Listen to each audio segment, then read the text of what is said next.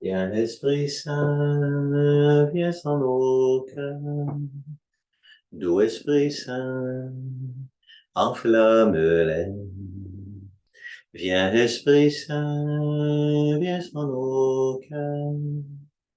Doux Esprit Saint, enflamme-les. Bonjour. Alors, je reprends donc aujourd'hui avec vous la réflexion sur notre énoncé de mission paroissiale. L'automne dernier, nous avons commencé à réfléchir sur les deux premières lignes de cet énoncé de mission. Vous vous souvenez? Donc, vivre l'Église au cœur de nos maisons. Nous avons regardé le premier et le deuxième niveau d'Église au cœur de nos maisons. On reviendra plus tard sur les troisième et quatrième niveaux. Pour incarner l'amour et la parole de Jésus, alors nous avons médité surtout sur l'aspect humain de l'incarnation. Donc, comment des réalités spirituelles, c'est-à-dire nos pensées, notre volonté, nos désirs, s'incarnent, donc passent dans nos actions, passent dans nos paroles, passent dans notre vie, dans notre chair. Et donc, c'est le processus humain de l'incarnation. Une pensée, qui est une réalité spirituelle, passe dans notre chair. Alors, avant de poursuivre avec la troisième ligne de notre énoncé de mission, je vais ajouter un mot sur cette réalité de l'incarnation, parce que, évidemment, nous sommes conscients que nos pensées ne sont pas nécessairement les pensées de Dieu. Notre volonté n'est pas nécessairement en accord avec la volonté de Dieu. Nos désirs ne correspondent pas nécessairement aux désirs de Dieu. Or, ce que nous voulons, c'est incarner l'amour et la parole de Jésus, et non pas incarner toutes sortes d'autres choses. Alors, comment faire en sorte que notre pensée soit en accord avec la pensée de Dieu, notre volonté en accord avec la volonté de Dieu, nos désirs en accord avec le désir de Dieu. Et alors, ce que je vous propose, c'est simplement de réfléchir ensemble aujourd'hui sur un moyen qui est le chemin de la contemplation. Le chemin de la contemplation. Alors, donc, nous allons dire quelques mots sur ce qu'est la contemplation comme chemin pour faire en sorte que on puisse adhérer à la volonté de Dieu. Dans la contemplation, on sent que la contemplation me met comme en communion avec ce que je contemple. Il y a comme une adhésion, à travers la contemplation, il y a une adhésion qui se fait à la réalité que je contemple. Donc, je contemple la parole de Jésus, si je contemple l'amour de Jésus, si je contemple Dieu, par la contemplation, il y a quelque chose, une communion qui s'instaure. Donc, première remarque, d'abord, le mot contemplation, ça va vous surprendre, n'est pas un mot biblique. N'est pas un mot biblique. Donc, j'ai fait pour vous une petite recherche, par exemple, dans la Tob, la traduction œcuménique de la Bible, le mot contemplation n'apparaît jamais. On va trouver quelquefois le verbe contempler, une vingtaine de fois dans l'Ancien Testament, une dizaine de fois dans le Nouveau Testament. Mais quand on approfondit un peu la recherche, on s'aperçoit que, en fait, dans les langues anciennes, dans l'hébreu, en hébreu, ou dans lequel a été écrit principalement l'Ancien Testament, ou en grec, dans le grec ancien, dans lequel a été écrit le Nouveau Testament, il n'y a pas un mot spécifique pour désigner la contemplation ou le fait de contempler. Alors, il y a parfois des mots qui ont rapport avec le fait de voir, et on va les traduire quelquefois par le verbe contempler, mais pas souvent. C'est un mot qui signifie voir, et quand ça s'adresse, quand ce qu'on voit, c'est quelque chose de Dieu, alors on va le traduire par le mot contempler. Je vous donne quelques exemples. Donc, un premier exemple, dans le livre de Job, c'est un texte que on lit parfois à l'occasion des funérailles. Job est en crise, on le sait, et il nous dit ceci. Donc, je sais bien, moi, que mon Rédempteur est vivant, belle proclamation de foi, que le dernier, il surgira sur la poussière.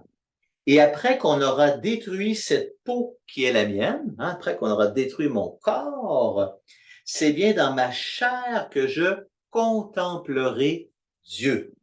C'est moi qui le contemplerai, oui, moi, mes yeux le verront lui, et il ne sera pas un étranger.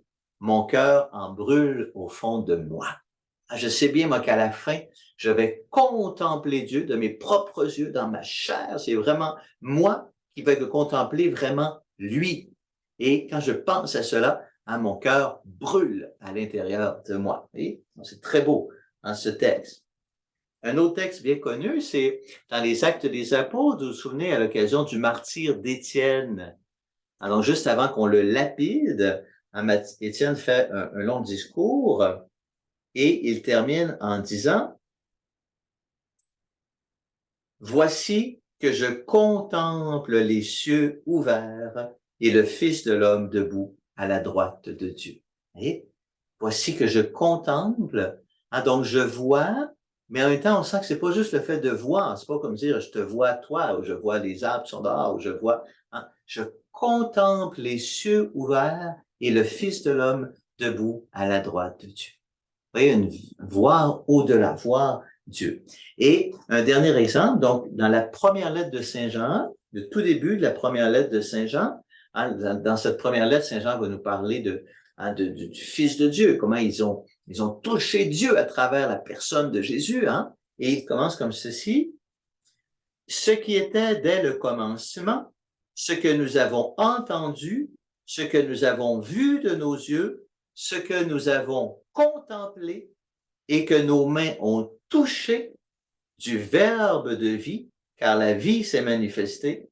Donc, ce que nous avons vu et entendu, nous vous l'annonçons à vous aussi, afin que vous soyez en communion avec nous. Et donc, Saint Jean nous dit, c'est qu'il a connu Jésus, et dans la personne de Jésus, dans la chair de Jésus, il a contemplé Dieu. Donc, il a vu de ses yeux Jésus, mais il a contemplé Dieu, il a touché le Verbe de vie. Oui? Donc, c'est la contemplation. Donc, la contemplation est une réalité du regard, un regard qui va au-delà.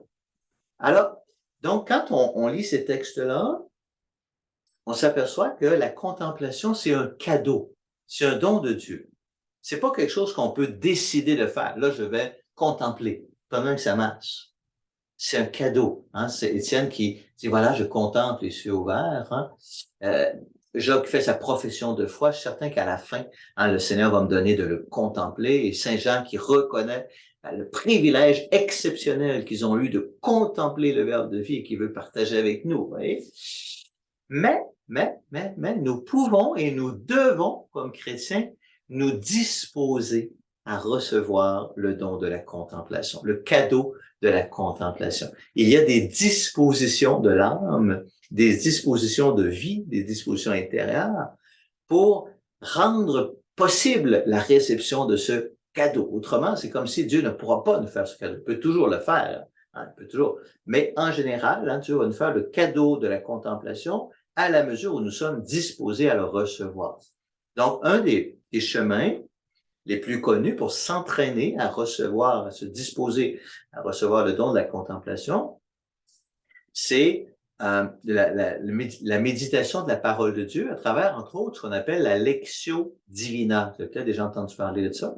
Lectio Divina, donc une méthode de méditation de la parole de Dieu qui se déroule, si on veut, en 5 temps. Donc, le premier temps, on appelle la Lectio, de lire. Donc, on ouvre la Bible et puis on lit. On lit un passage biblique.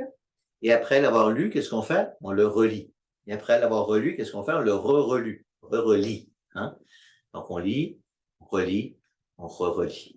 Lectio. Et là, on entre dans le deuxième étape qu'on va appeler méditation ou méditation. Là, on retient un verset biblique ou un passage biblique. Et là, on le médite dans notre tête, on se laisse habiter. Qu'est-ce que ça nous inspire? À quoi ça nous fait penser?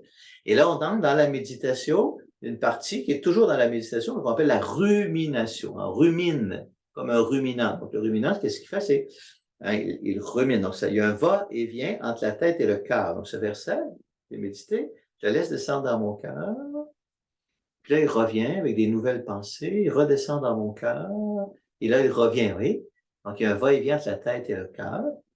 dans la deuxième. Et là, on va entrer dans le troisième temps de l'Alexio Divina. Là, on le laisse descendre dans le cœur.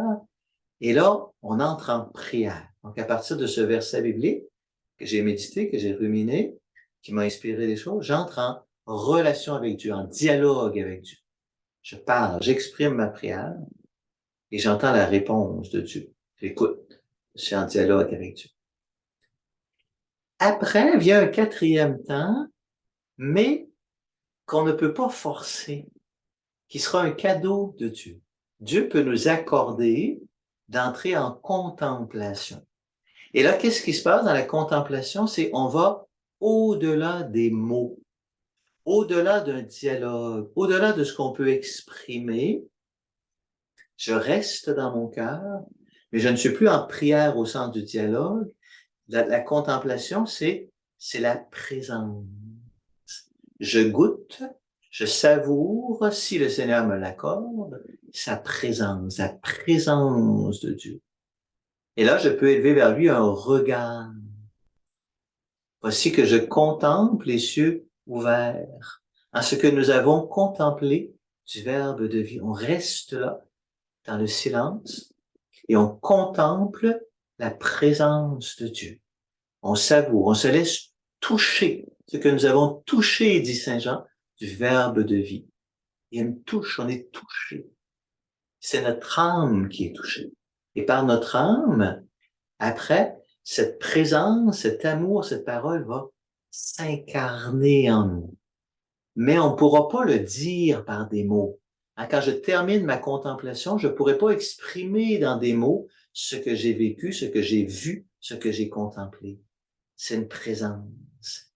Mais chaque moment de contemplation apporte une réelle transformation de mon être. Et alors, le cinquième temps de l'Alexio Divina, c'est ce qu'on appelle l'action, action. Et il y a deux manières de le voir. Donc, une manière plus, je dirais, naturelle, qui est qu'après avoir médité la parole, je décide qu'est-ce que je vais faire, comment je vais mettre en pratique la parole de Dieu. Donc, je prends une décision de mettre en pratique ce que j'ai médité. Mais il y a un deuxième volet qui est le fruit de la contemplation. Et là, c'est pas une décision. Si je suis entré, plus j'entre dans la contemplation, plus mon être est touché, je suis transformé et cela va passer dans mes actions. Cela va passer dans ma vie, cela va s'incarner en moi. Oui?